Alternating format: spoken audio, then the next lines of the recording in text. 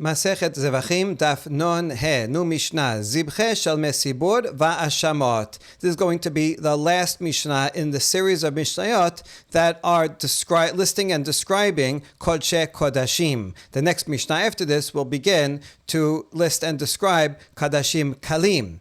And so we have two more categories here. Zibche Shel Mesibur. This is a Shelamim offering that is brought by the community. Most Korban Shelamim offerings are brought by an individual and are actually Kodashim Kalim, and those will come up later. However, there is one and only one type of Korban of Shelamim that is for a Sibur and has the status of Kodesh Kodashim, and that is the two sheep that are brought on Shavuot together with Sheteh HaLechem. You bring the dough made out, 2 loaves of dough made out of wheat, and together with it, we bring these 2 Shelamim, sheep offerings that are Kodshe Kodashim. And also, all the Ashamot are also Kodshe Kodashim. We're not going to bother listing the Zibche Shel Mesibur because there's only one item on that list. Instead, we have the list of Ashamot. Eluhan Ashamot, Asham Gezelot. If someone steals or owes money and lies about it under oath, and afterward admits it, then he brings an Asham Gezelot. Asham Me'ilot, committing Me'ilah, taking from consecrated property and benefiting from it, brings an Asham Me'ilot. Asham Shifcha Charufa, if there is a Shifcha Kena'anit, betrothed to an Eved Ivri, and then someone else comes and has relations with that Shifcha Kena'anit, it's not a full marriage. The marriage of the slaves is not a full marriage, and therefore it's not 100% adultery. But it is still prohibited, and the person who engages in that sin will have to bring an Asham Shifcha Charufa. Asham Nazir, if a Nazir becomes impure, but with corpse impurity, then he has to bring this Asham Nazir. Asham Mesorah, as part of his purification, at the end, has to bring this Asham. And Asham Talui, if someone is not sure if he committed a sin, that if he was sure about it, he would have to, but he did it by mistake, he would bring Korban Chatat. But he is unsure, then he brings an Asham Talui until he should find out whether or not he did it for sure.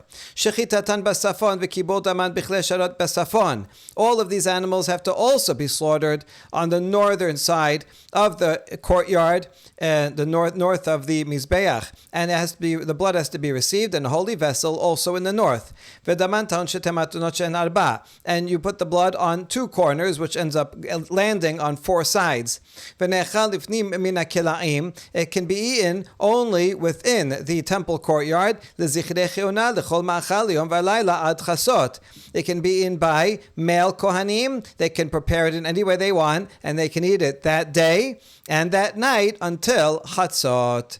Gemara asks, Minalan de ba'e safon. How do you know that the communal peace offering has to be in the north? For Asham, we've already discussed that and proven that why Asham has to be in the north. So we have just left to prove the Shalmei Sibur. Detaneh Rabba bar Rav Hana kameh de Rava. Vasitem serir ezim ehad lehatat. Ma hatat basafon, av Shalmei Sibur basafon. The pasuk says regarding the Shavuot offerings that you shall offer 1 goat as a sin offering, and the continuation of this pasuk is and 2 male sheep for a peace offering for Shavuot. So it puts back to back chatat, and then the Shalmei Sibur. So just like a Korban Chatat has to be slaughtered in the north, so too Shalmei Sibur have to be slaughtered in the north.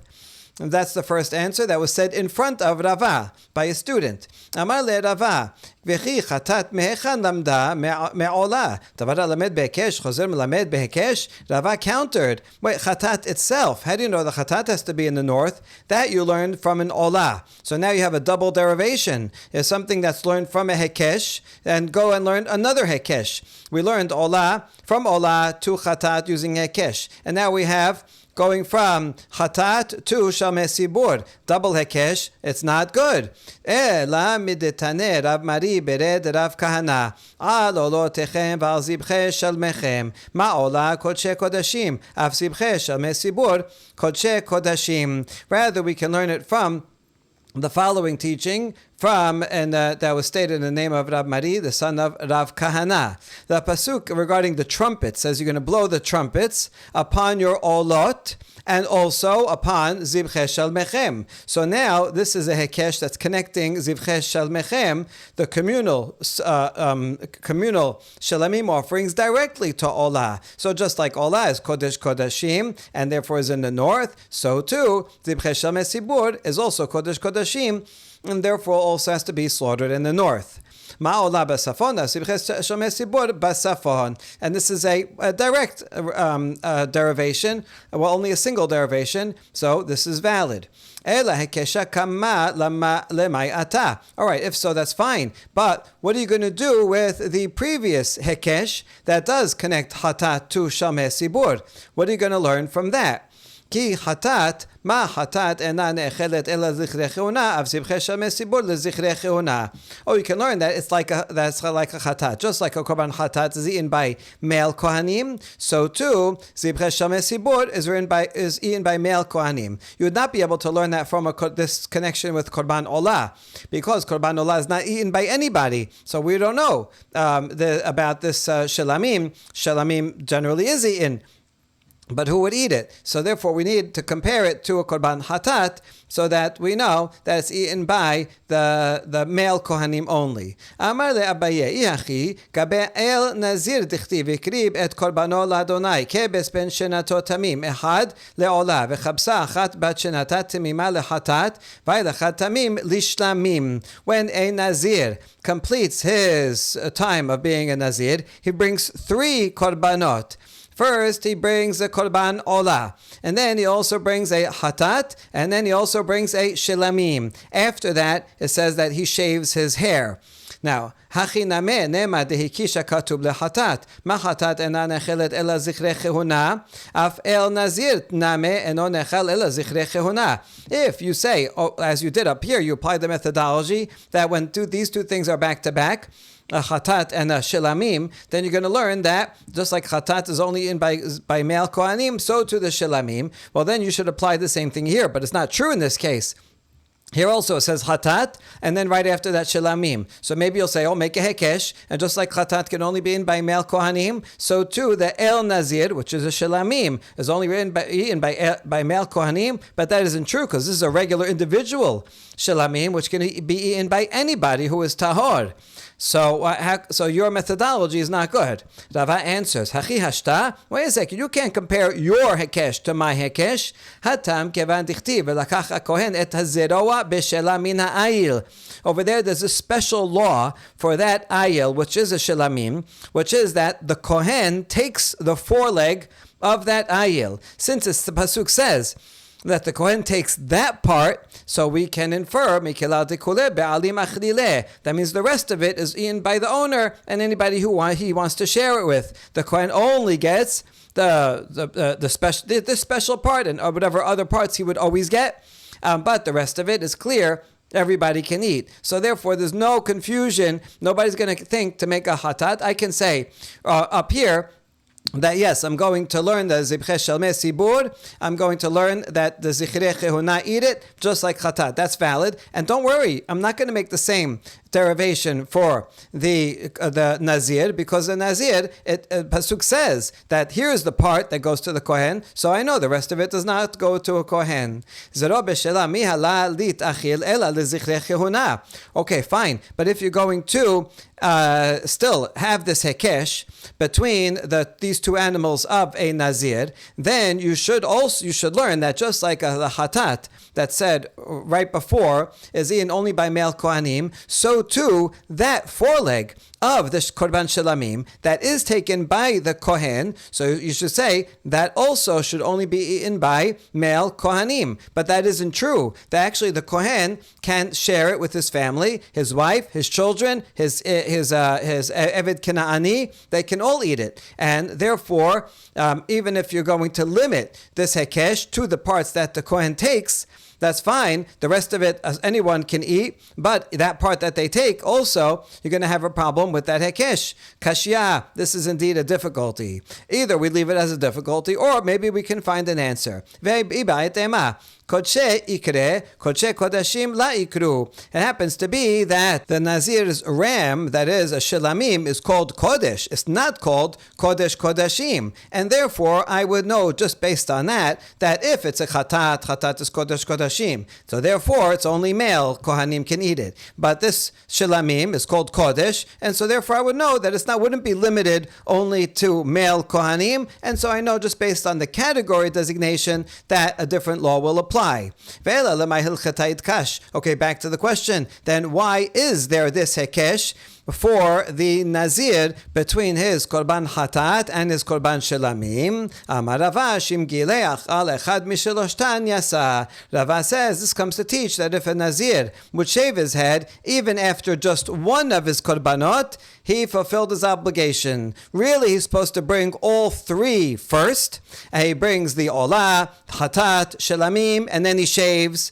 And he takes some of the hair and he puts it under the fire that's burning the shelamim. That's the proper order. However, what if he shaved after the first korban or after the second one? Then he fulfilled his obligation. He doesn't have to go and do it all over again. How do you know that? It's actually when learning the hekesh the other way around. Just like shelamim. After the shelamim, he can shave. So too hatat. He can also shave after the hatat, even though he didn't finish all three. And he can do after only two. He can even do it after only one. And so that hekesh also has a purpose. Next Mishnah, which begins to list the Kodashim Kalim. HaTodah ve'el Nazir Kodashim Kalim. A Korban Todah and the ayil that the Nazir brings, which we were just talking about, which is a Shelamim, these are examples of Kodashim Kalim. Shechitatan bechol makom ba'azara. One can slaughter them anywhere in the courtyard. This is not referring to the Azrat Nashim, but rather to the inner courtyard,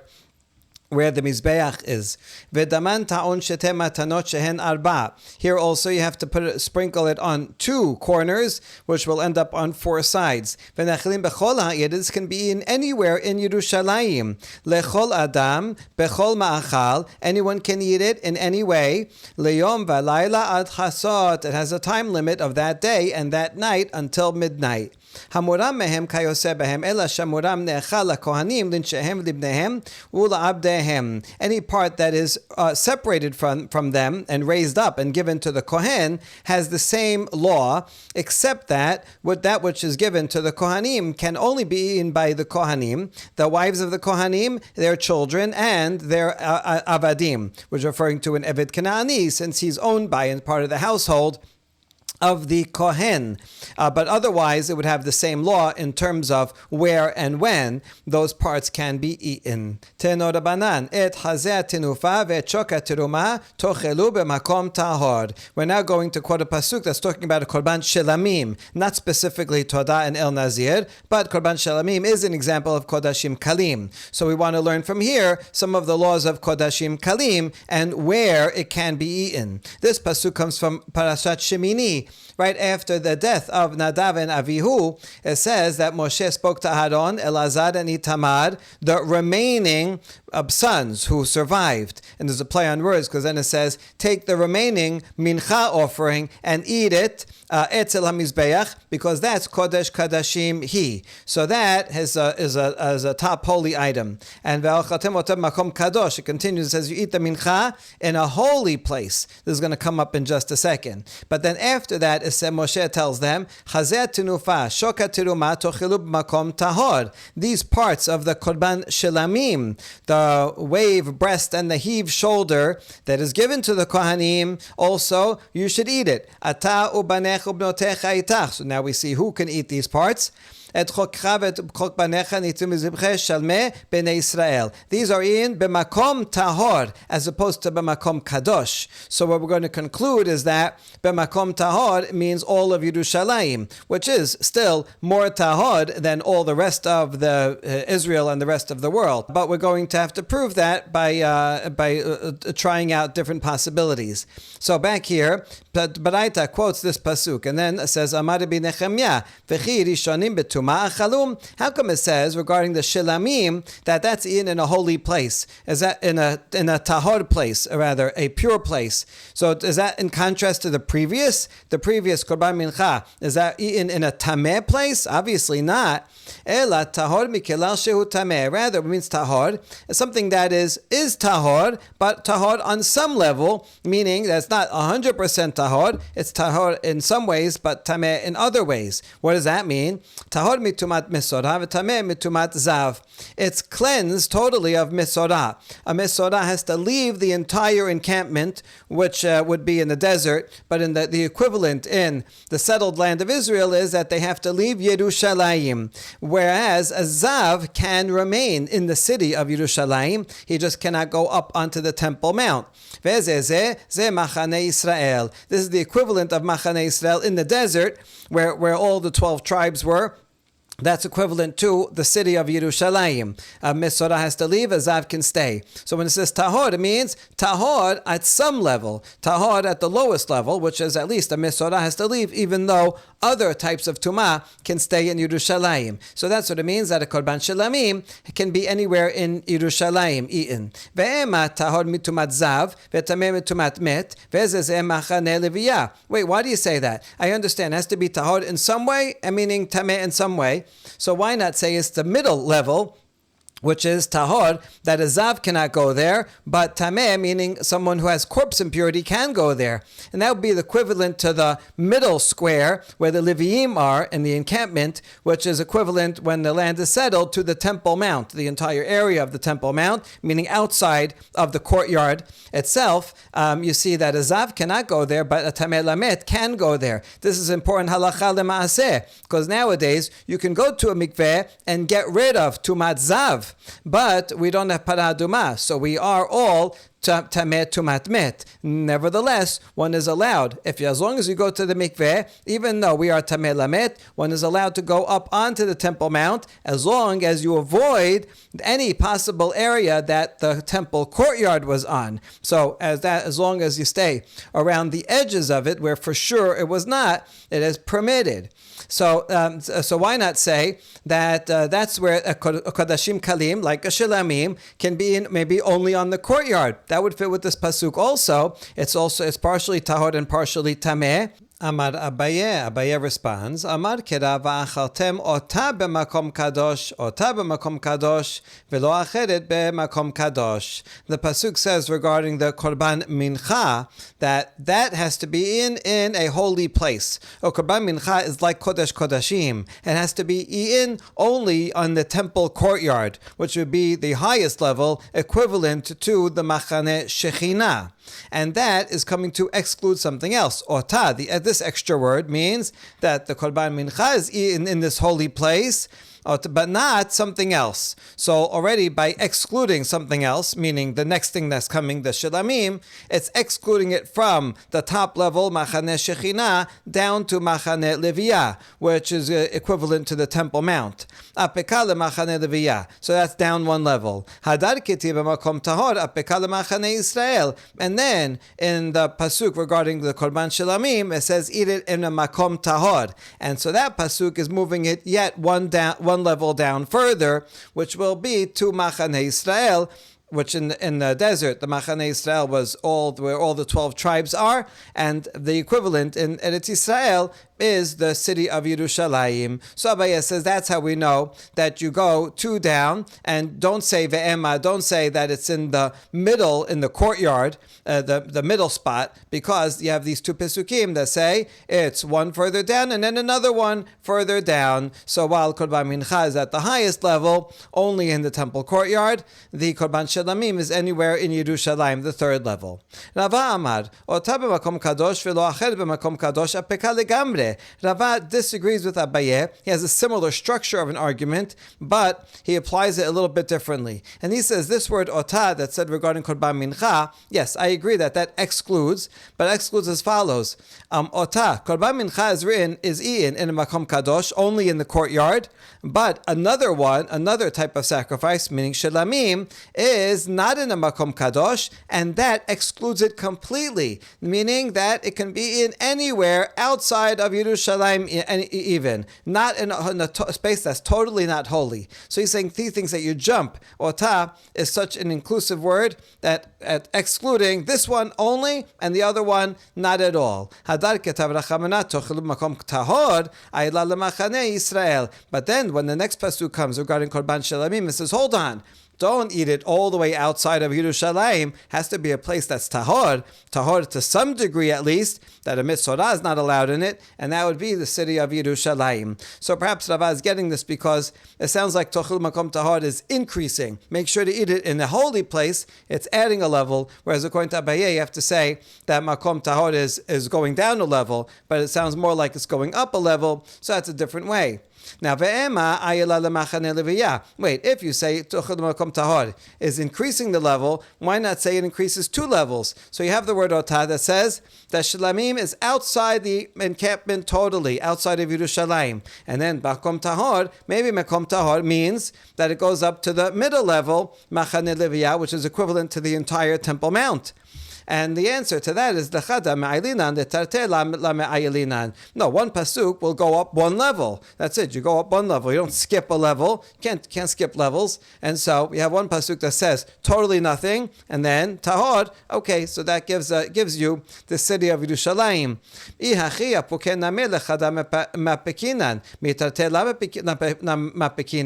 If you're saying this methodology that you don't skip levels, then you should apply that also at the first stage, when it says ota, it comes to exclude something else, exclude shalamim. So say it excludes it 1 level down. Why do you say it excludes it totally and you jump levels there? Furthermore, it says in Devarim that these list various things like a bechor and other things that are kadashim kalim, and it says do not eat kadashim kalim in your gates, meaning anywhere outside of Yerushalayim. So we know for sure as a baseline, no one would even think it's possible that you could eat a korban shalamim at outside of Yerushalayim. So therefore, you're not even come to think that you're going to exclude it totally and then go one step up. We wouldn't exclude it totally from anything. If anything, you have to exclude it. First of all, you shouldn't skip steps at all. If anything, skip to Yerushalayim, and then tahor would have to go up 1, and then be the middle one. So this line of reasoning of Rava does not work well. Ela machvarta kede Abaye. Rather, the argument is clearer as Abaye set forth. Next Mishnah, Shelamim Kadashim Kalim. All individual Shelamim are lesser level Kadashim Kalim. And therefore, Shechitatan Bechol Makom Ba'azara. One can do Shechita anywhere on the courtyard. We'll define precisely where in the Gemara. V'daman ta'un shete matanot she'en arba. One still has to sprinkle the blood on 2 corners, which will be 4 sides. V'nechalin Bechol ha'ir. And one can eat it anywhere in the city of Yerushalayim. L'chol adam, not only Kohanim, anyone, bechol ma'achal, they can eat it in any way that's prepared. L'shnei yamim ve'layla echad, and this is for a longer time than the ones before. It's that day on which it's slaughtered, and that night, and the next day. The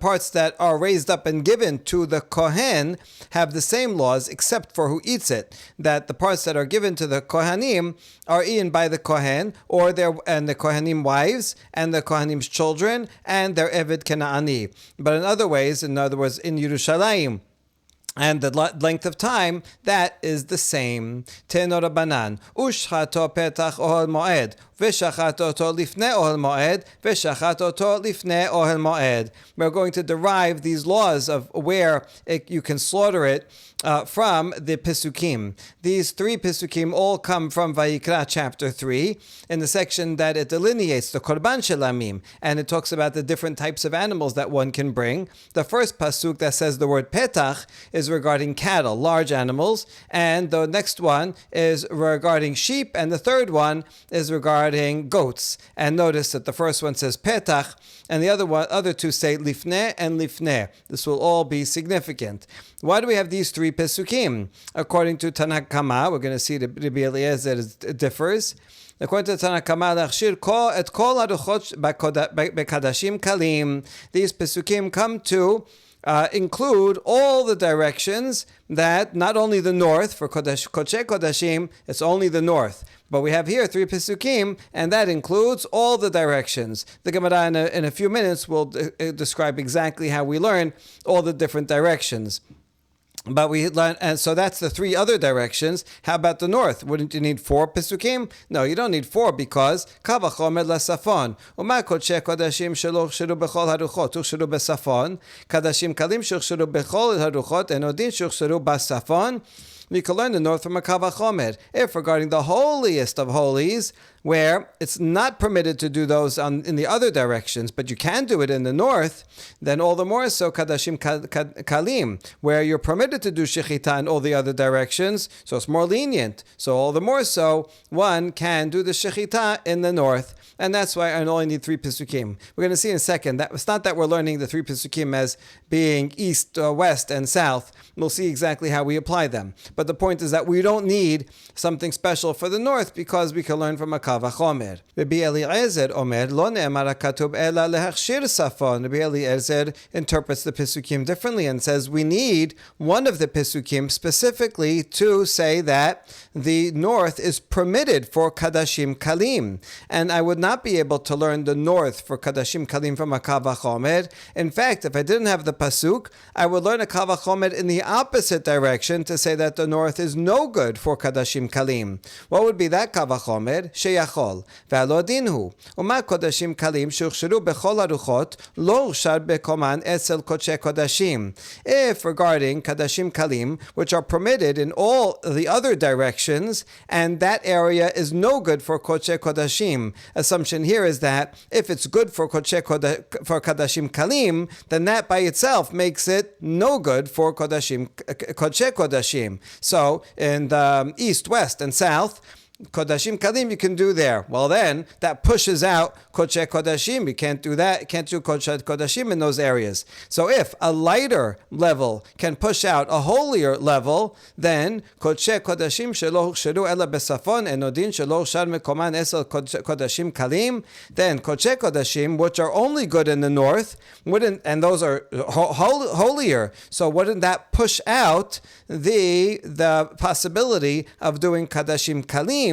in the north? And so actually I would think that the point is that the 3 directions pushes out Kodshe Kodashim. It reserves that spot. Even though it's Kodshe Kalim, it can reserve a spot and push out the Holy of Holies. Certainly the Holy of Holies, which is designated only in the north, can push out the lighter ones and say, sorry, you can't be here. Talmud Omar Ohel Moed, and that's why I need one of these Pesukim to say, no, Ohel Moed, and that teaches that also in the north, Kadashim Kalim can be slaughtered. B'mai kami palgeh. Now let's define exactly how they learn from each of these Pesukim. What is their disagreement? Tanakama sabar telata kera'e keti be'echad legufe dinib'ay petach ohel moed. Tanakama says we have 3 Pesukim. One of them I need for itself, that it has to be in the entrance of ohel moed. We're going to see in just a minute that entrance of ohel moed means when the doors are open. These are the doors of ohel moed,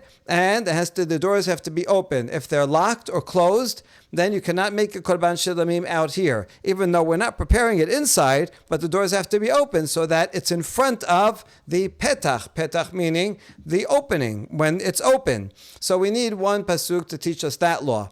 V'echad le'achshir sedadin, v'echad lifsol sideh sedadin, v'safon la'yisterich kera. And the second pasuk is required for the sides. In other words, petach ohel moed, I would say, okay, maybe it has to be right in front of ohel moed, maybe only directly in front, like this line. So to say, no, not so, the stadin, even the sides, are included. So that includes all the sides, including the north and the south and the west and the east. So that's the entire area that is in front.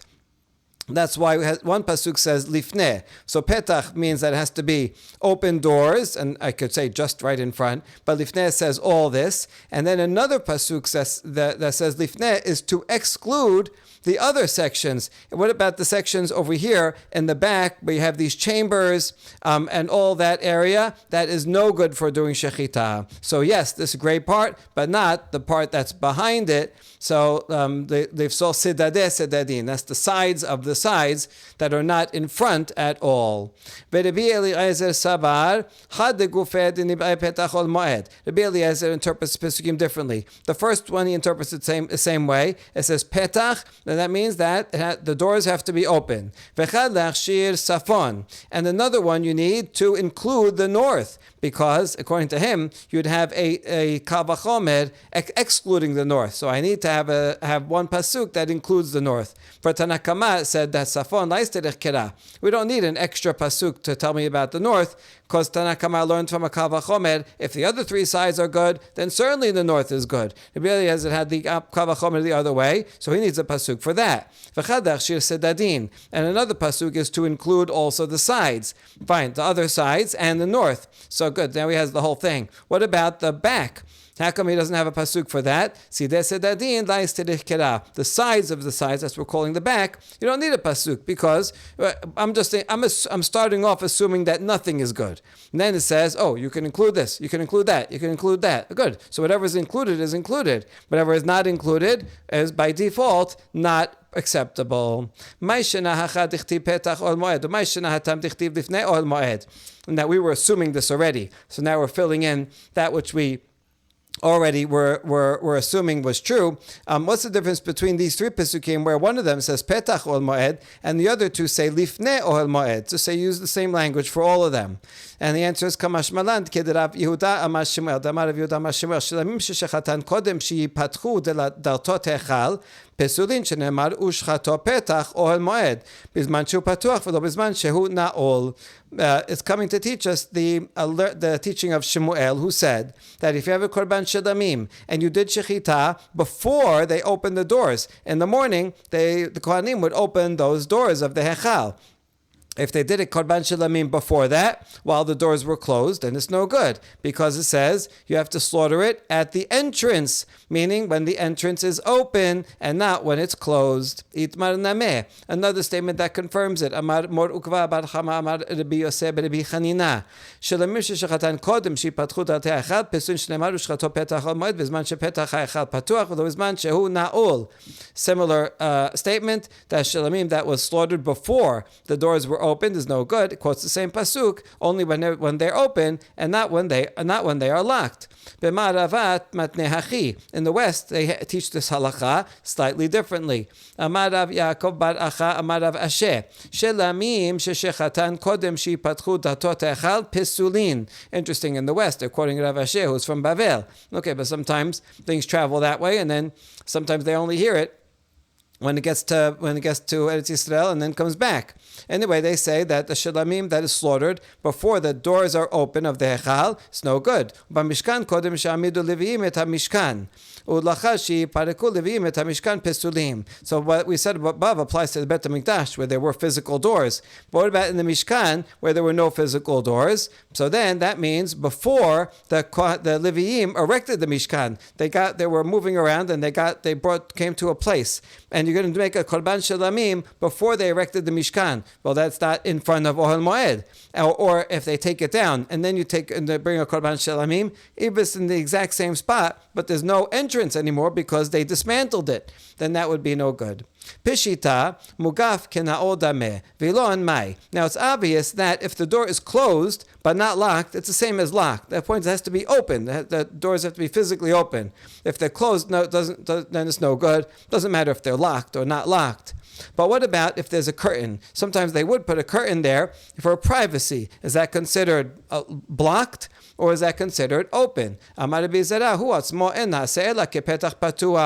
Zera says, no, the curtain itself is made so that it should be an open entrance. The point of the curtain is only to have some privacy so that everybody doesn't just look in, but you need privacy precisely because it's an open doorway. If you wanted it closed, then you close the door. So if you just have a curtain there and you do a korban shalamim, then that's perfectly valid. Gobha mai, what if there's a tall item blocking the entrance? Will that be considered a blockage? We said that a curtain, that's okay. But how about if there's some block of wood or something in front of the entrance? Would that be considered like it's closed?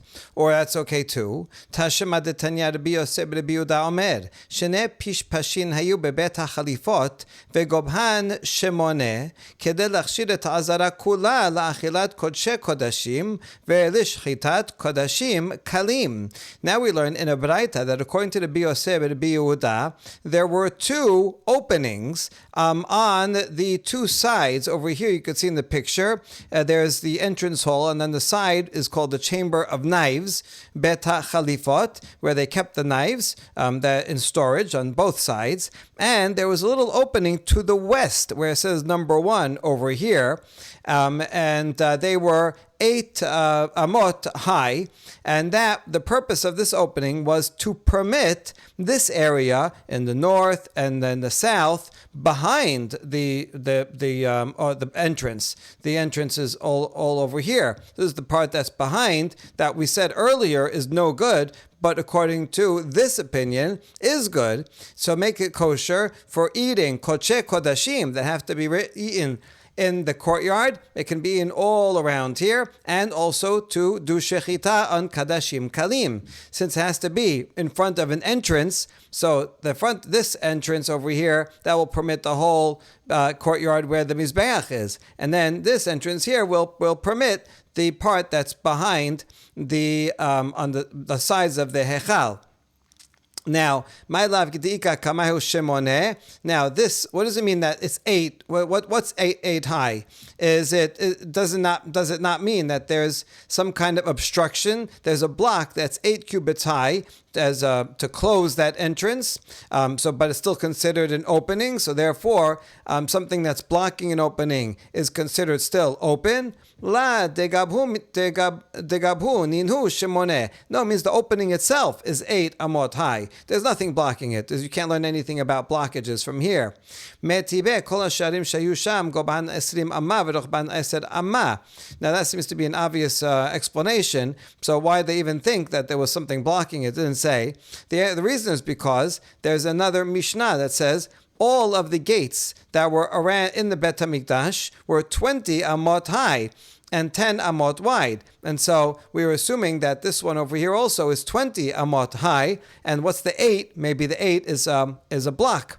So that's what we were assuming. But how could you just said it's only 8 high, the opening, how could that be? And the answer is pishpashin shaneh. These small openings are different. When it said all the openings, the gates, that's the main gates are 20 amot high.